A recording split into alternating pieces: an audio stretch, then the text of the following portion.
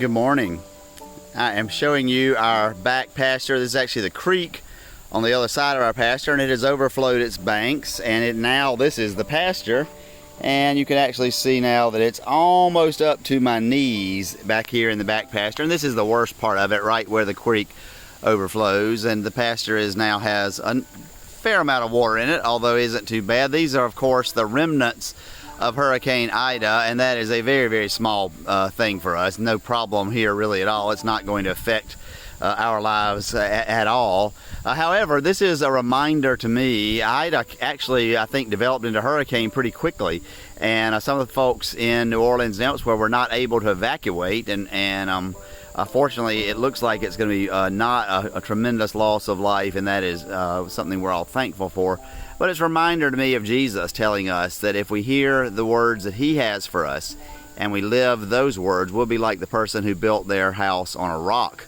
And the storm came and the floods rose up, but the house was saved. But those who don't, those who hear His words and walk away and don't live by His words, they're like the one that built their house on the sand. And when the storm came, they were washed away. And so this is a reminder on this Wednesday morning for us to know that it's too late to check in with Jesus when the storms come, kind of like it's too late to buy insurance. We need to build our lives in such a way that when whatever storms might be, and they might literally be storms like the remnant of Hurricane Ida, or they might, and probably more likely are going to be storms of different kinds, storms where we have difficulties in relationships, or storms where we have money difficulties or health difficulties. When those storms come, the way we weather them and the way that we are true witnesses during that time. And so often I think we can be the best witnesses during difficult times when people see the way that we're able to be honest with how we feel, but we also are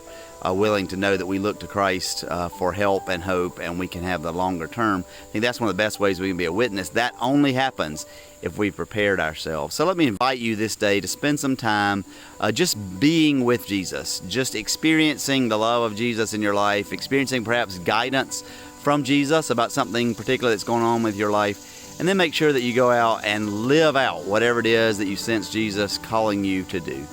And we can do this, of course, because God is with us.